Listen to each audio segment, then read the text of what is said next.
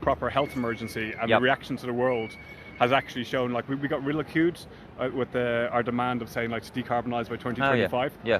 And it just showed that we could actually stop airports. Absolutely. We could, you know. Absolutely. Yeah, the response to the COVID crisis is proof positive that everything that we are urging is possible. We locked down, we shut down the economy virtually overnight. Do you remember when the lockdown announcement came in this country? Suddenly the next day, you know, the roads were quiet. What's also really important, I think, is that the people had led the way. The government was dragged reluctantly into locking down to the extent that it did.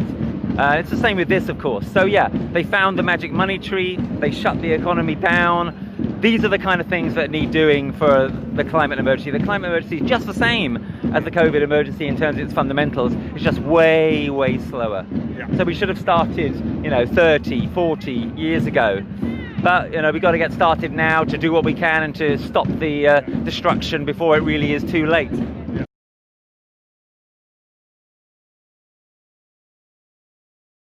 Jonathan Fuller, very vocal about, and it's also about, like, the Parliament being honest and the government being honest about the actual scale of the emergency that we're in. Totally, absolutely, yeah. Tell the truth, the number one demand is the demand from which all the others spring. Everything else follows from that. Because if you really tell the truth, if you're really honest about what's happening, if you make an effort to understand what's happening and to come to terms with it, then you will change everything. And when people understand this, and many viewers of this broadcast will know that, when people come to understand the truth, they can't be silent anymore. We can't just sit by anymore and not do anything. So yeah, tell the truth is fundamental. Everything else comes from that. If only our government would do that. If only our media would do that. The media has made progress, but it's still way, way off the pace. It's still far from embracing the awful reality of climate and ecological emergency. Very good. And on the third one, Citizens Assembly, which is what the Climate and Ecological Emergency Bill is all about, Yeah. So it's actually to make it legally binding. So could you just give a little bit about Citizens Assembly? Yeah, so the first demand, as we've said, tell the truth. The second demand is act now to bring biodiversity loss and carbon emissions to zero. And the third demand is about how we do that, how we decide how we do that. And it's a fundamentally democratic idea. It's the idea that was the basis of democracy in ancient Athens, the idea of sortition, the idea that you take people from the citizenry, you take citizens to decide something together that the government's been completely unable to move on in any adequate way. There are very good precedents for this. It's been done in Ireland with the constitutional reforms in Ireland over the last decade. It's being done right now in France. It's just finished now in France, a process. It's not a perfect process, but a process which has come up with all sorts of really exciting recommendations, including a law of ecocide. Yeah. It's been done in a sort of half-assed way by our parliament here in response to Extinction Rebellion last year. Yeah. The Climate and Ecological Emergency Bill would require us to have a Citizens' Assembly, which, as you say, would have power, if it was sufficiently agreed, to actually institute the changes that we need in order to act now to respond to the emergency in its full scale. That's exactly what we need, and smart politicians will understand that this is a great way to get themselves off the hook. Rather than them having to do all the leadership, which they're very reluctant to do, they can hand the issue over to the Citizens' Assembly, and they can then say, well, look, it's the citizens deciding, it's you, the citizens deciding, it's not us. And that gives them a sort of a bit of a get-out-of-jail-free card. So it really is a very cleverly thought-through strategy, and it's how we could, if there was sufficient political will, actually make the changes that are necessary. Yeah, amazing. And good luck. Good luck with the. So Rupert's actually forward to become to see about getting into the House of Lords, which is not very democratic. No. But I think you'd be a fantastic speaker in there. Well, thank you. Yeah, in my spare time, I'm part of the Green Party, and the Green Party, unlike other parties, selects its House of Lords nominees democratically by asking members to vote for them. So we'll see how that goes. I'd love to be there and be doing things like backing the climate and ecological emergency bill, obviously. And one very last thing, a lot of people say you're Mr. Doom and Gloom with your lectures, like just the hard-hitting facts. So to like basically young people out there who don't know what to do, what message would you give to them? Well, if I'm Mr. Doom and Gloom, they must have not seen Jem Bendell speaking. I'm actually Mr. Sweetness and Light compared to him. Look, my talks are very hard-hitting, very honest, and what I get from young people most often is a lot of gratitude, frankly, for speaking the truth in an unalloyed way. But yet it is sometimes hard to take, and I find it hard to take myself sometimes. You know, you have to make sure you don't get drowned by it. It's really important to be part of something, part of a group where you're with other people, where you can process this kind of stuff. That's obviously one of the purposes that Extinction Rebellion serves. And look, the reason I'm here is because I've still got hope. Our real hope now lies in action. Action based on the truth, based on looking reality in the face. That's what we need to do. It's hard, sometimes it's depressing, terrifying, sometimes you end up crying, whatever, but you can find strength in the fact that you're doing it with other people and in the fact that you are actually not running away from the truth. Because ultimately the truth is going to break through, you know, ultimately the water's going to break through. There's not going to be any escape from the reality of how things are. We have to change that reality. That's what Extinction Rebellion is all about. Amazing, amazing. Okay, so we should be starting to march pretty soon. Yeah. Is there anybody else, a good person to speak to? Do you know Robert Posnet? No, send him over. I'll find him. So, gotta get hooked up with Robert. Let's go spin around and see what's going on here.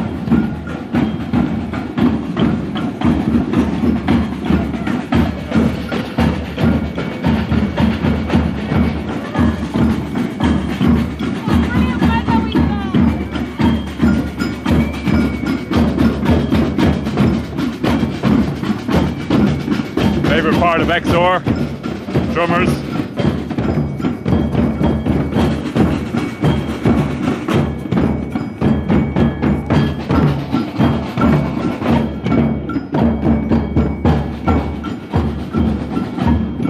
Can I have a quick word with Robert? Thank you. Robert, how you doing? Very good. I'll take my mask off. That's okay. So, just gonna sit around this way. So what's your name? Robert? Robert. Yeah, I'll hold it. Okay. Yeah, Robert.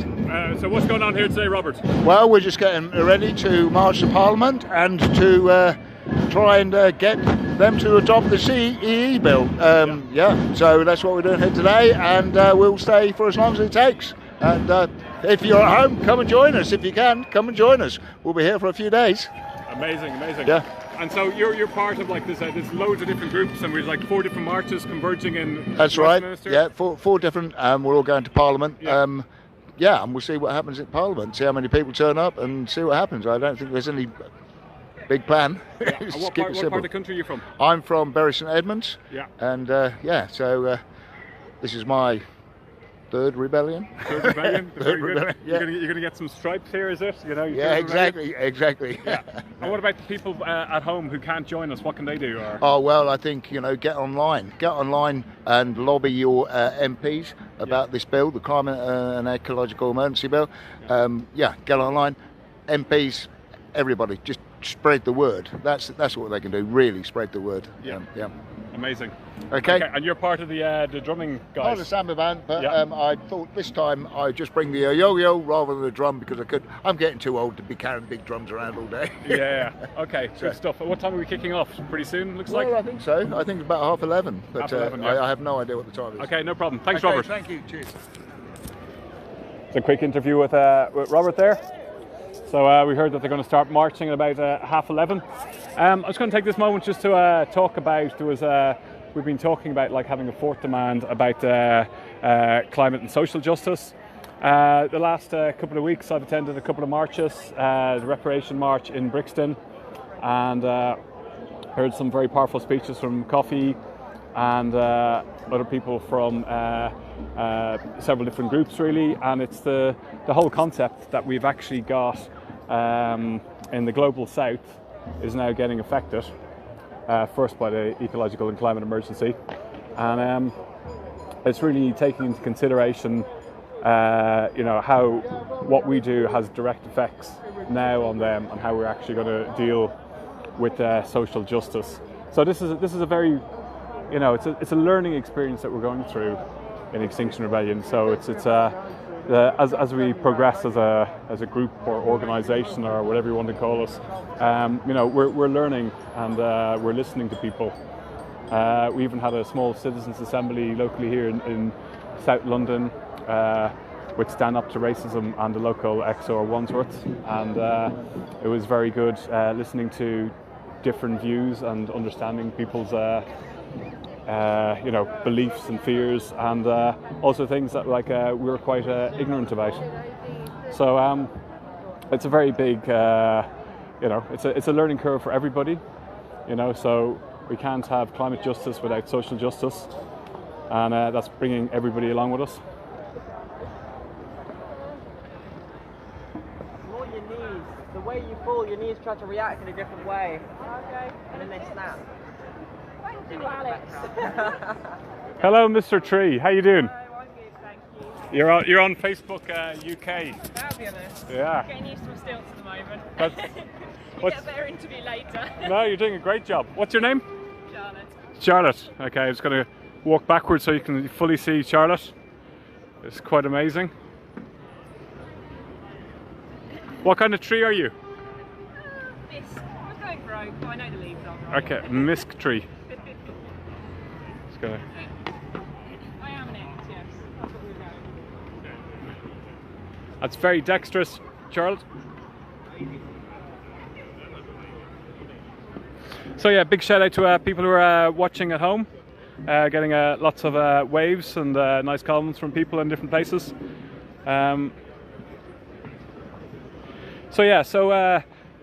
There's a whole action-packed week of activities happening here, actually 2 weeks. So if you go onto the Extinction Rebellion, our main website, or just Google, you'll find out what's going on here and how you can get involved. The climate and ecological emergency is not going away. We've just had this country, where do I start? Like Siberia, the wildfires in Siberia, the heat wave going on there in the Arctic Circle, melting the permafrost is pretty scary stuff. We had a record temperature here in the United Kingdom, which in winter, I think it was 23 degrees. We had the likes of the BBC weather forecaster, comment and smile as if it was a good thing. Then we've just had the hottest, driest spring on record, and also record sunshine, not by like 0.5% or 1%, but by a staggering 70 hours. Okay, it actually smashed it. So we had a heat wave in spring, which is with hardly any rainfall, which affected the crops. And then July and August, we've had monsoon downpours that actually have destroyed crops here in the United Kingdom. The wheat harvest in many parts of the country is totally destroyed. So we're now seeing the price of wheat increasing. Some of the farmers reporting it's the worst harvest they've ever seen. So yeah, we're starting to see the effects of the climate change. It's it's happening slowly, and the reaction from the government is slowly. So the scientists are telling us that we need to be acting a lot quicker, a lot sooner. And the government here is tinkering. It's actually worse than tinkering. They went and with the bailout, with the COVID-19 bailout, Bank of England have been printing money, quantitative easing, and so far they've given 16.8 billion. It's going to say it again. 16.8 billion of unconditional handouts to fossil fuel companies. They've given them to car manufacturers. They have given them to some fast fashion, airline industries, all queuing up, getting handouts with no conditions.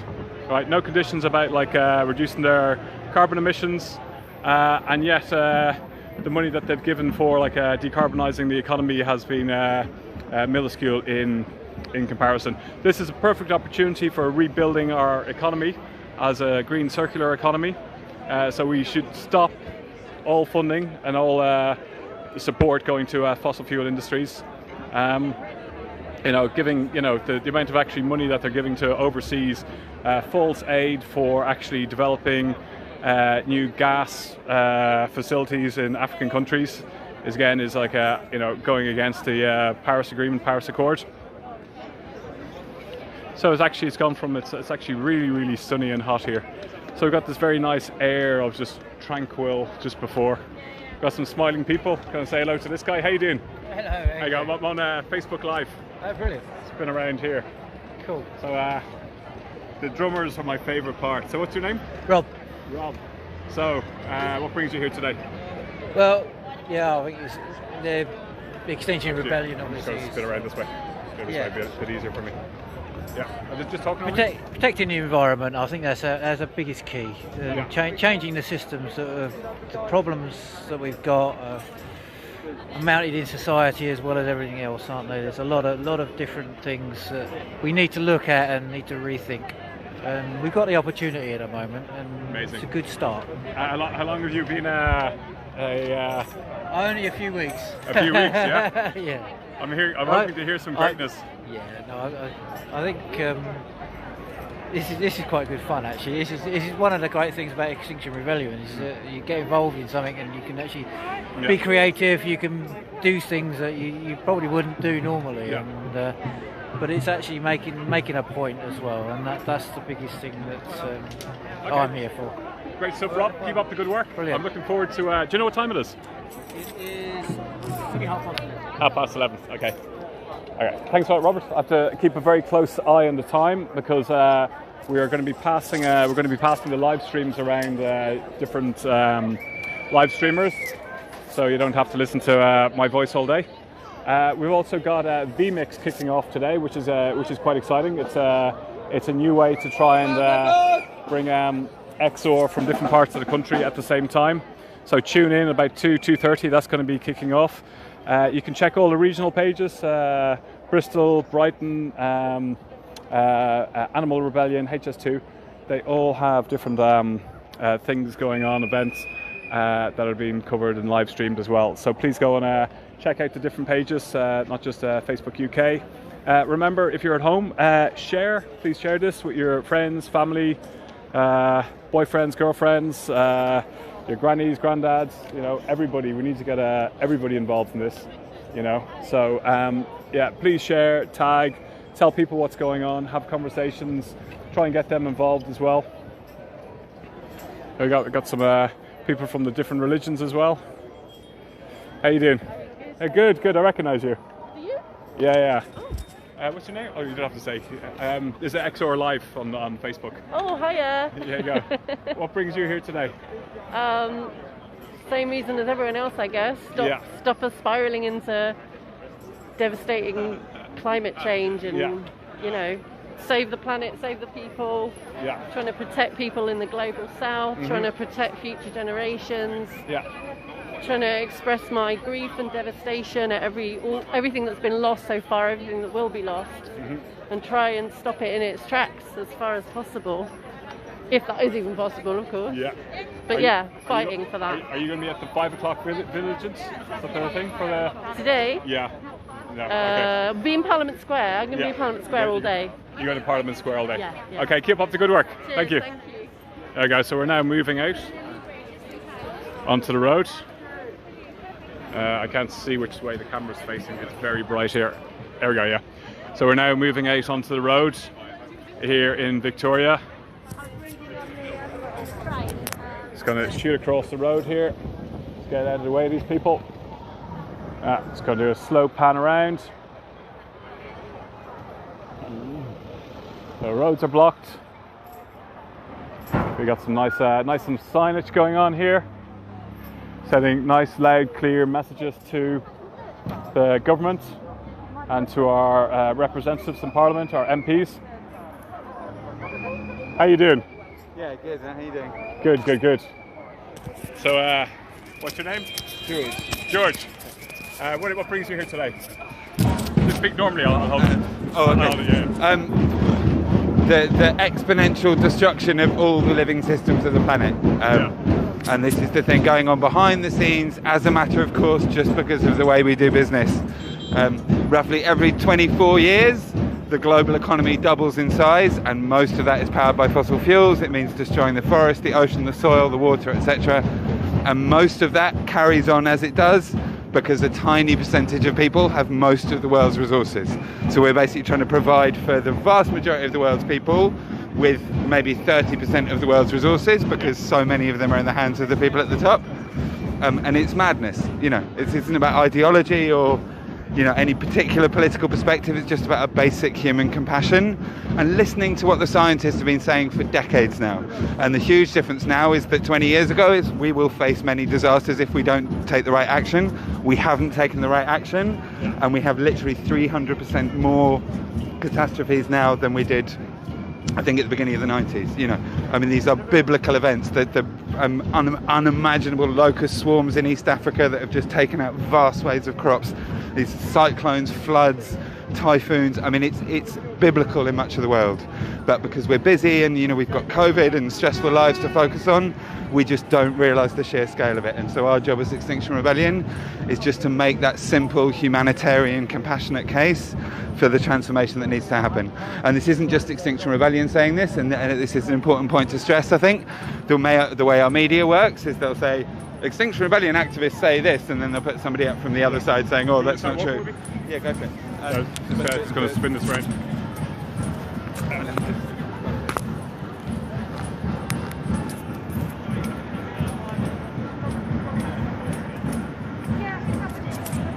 In case you're just joining us, we're at the very start of the Autumn Rebellion on the 1st of September here in central London.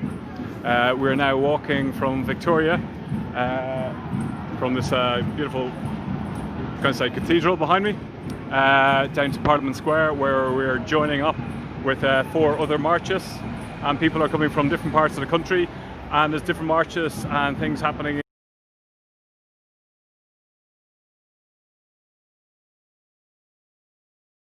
all around the country.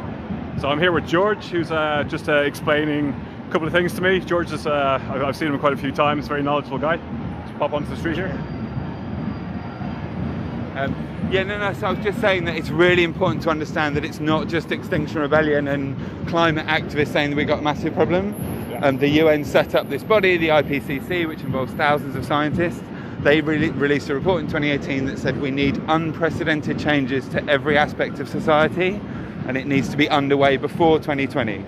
You know, here we are at the end of 2020, and we've had all the disturbance of COVID with everything that means.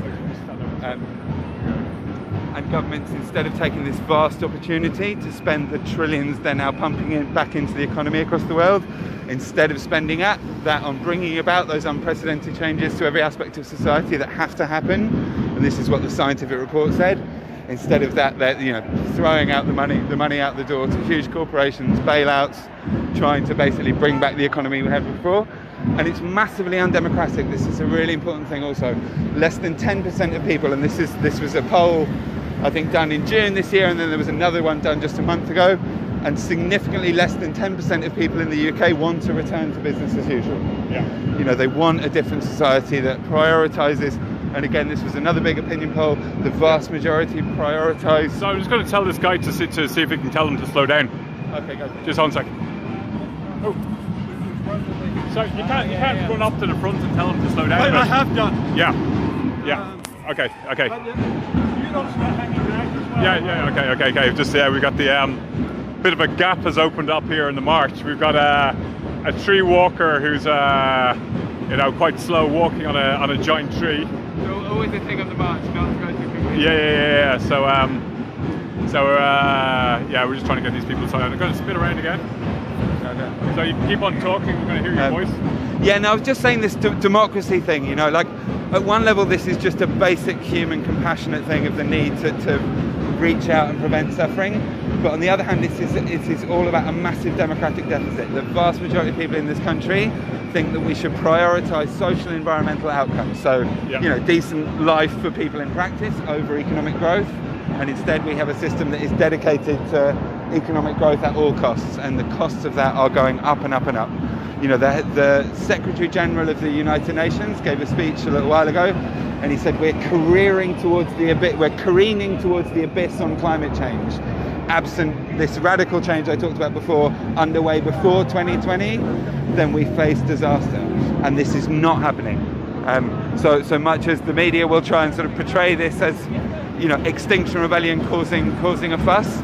The reality is we don't want to be here. We want governments that take their most basic responsibility to provide a safe world to our children. We want them to take that seriously. And it's also really important not to forget that this is a huge catastrophe for especially black and brown people across the world in their hundreds of millions already. Yeah. It's because most of us are not dependent directly on the crops. The food still seems to turn up on our supermarket shelves, so we don't get how big a crisis this already is. This is already causing massive destruction to lives and livelihoods across the world. And it doesn't need to happen. We know what the solutions are, and the solutions to climate change will give us a better world anyway. Roughly 7 million people die because of breathing the consequences of fossil fuels every year. It's not just fossil fuels, it's burning wood in their homes in poor countries. But about 4 million people are dying because of breathing fossil fuel air. Yeah. So that is an incredibly good reason. That's a sort of half a Holocaust every single year, just because the powers that be have not got around to making the changes. And we know damn well why they're not making the changes, because there's a revolving door between the most powerful interests in banks and corporations and the government. If we had a democracy, then we would be making sane transformative changes. We'd be making them a long time ago. But unfortunately, we have something more like an oligarchy. Yes, we get to vote and we get to choose between this and that, but we have right-wing billionaire media moguls that are dedicated to lying to us. And now they can't deny climate change entirely. They've switched to the tack of what they call disavowal, of saying, oh, well, it's not really that bad, is it? But yeah, we have to be here, and more people have to be there across the world, disrupting business as usual, not because we want to piss people off, but because we all know from the last 30 years that if we basically allow things to carry on as normal, yes, we get a bit more renewable energy on the side, but we still continue this catastrophe, and that cannot happen. So yeah, please join us. And the other thing, this has been sort of intense few minutes of all the reasons we need to do this, but it feels better to do this stuff. It feels better to be out there doing what we know is the right thing to make sure that our children have a decent future than not. So come down this week, come to Parliament Square, and tell our politicians to do the right thing by our children. Thanks Thank you, George. Bye-bye. Okay, see you on the streets. That was George. So this is it. Like everyone's got everyone's got a lot to say. We understand what the problem is, and this sign sums it up pretty clearly. Is we want to live, and we're quite fortunate in this country. We've got a lot of civil rights, and one of our civil rights is we are allowed to demonstrate. We're allowed to protest. We're allowed to take to the streets. It might piss off people, but you know what? The truth hurts. So people are here giving up their time and coming here to bang the drums and just to raise the alarm. So we've been doing that last year and the year before, and now we're starting to hear, okay, we get it. We know there's an emergency, and then we have the governments tinkering around, doing a couple of giving a little bit of money here and there for different things, such as renewables and home insulation. But again, this is not going to solve the problem. You have to make ecocide law. We have to bring in the climate change bill. We have to push these things.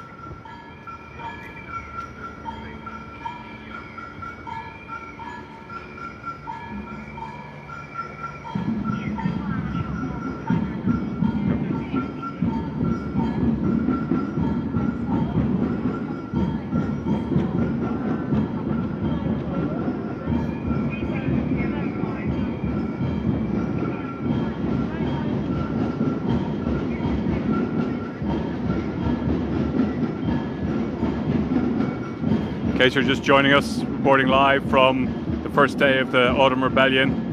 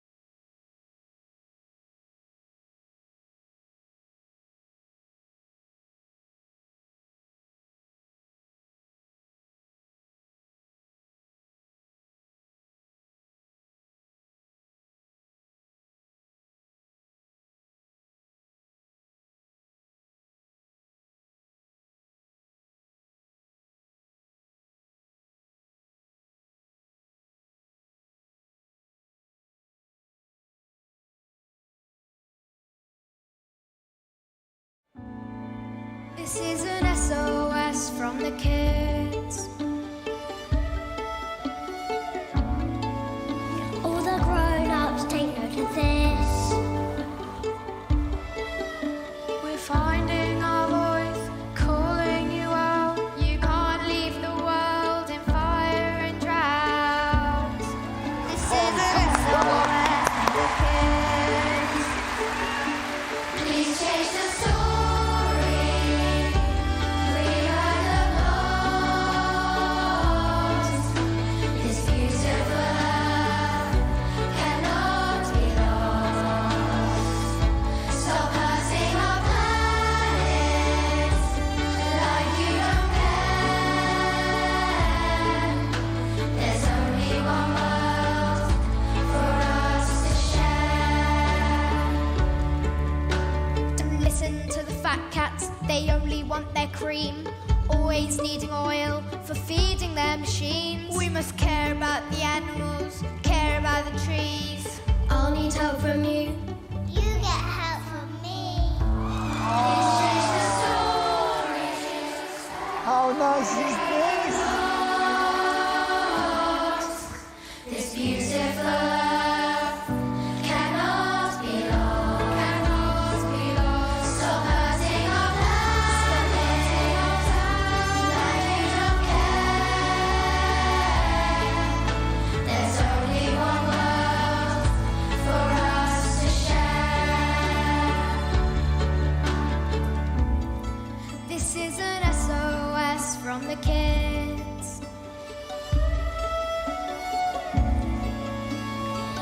We can do better than this.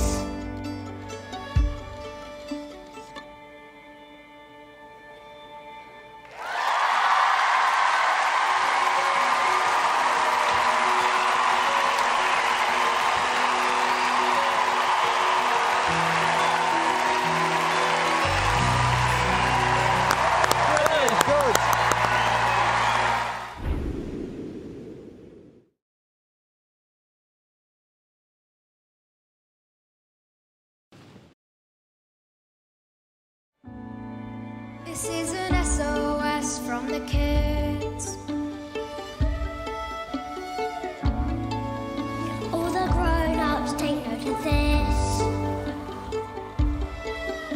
We're finding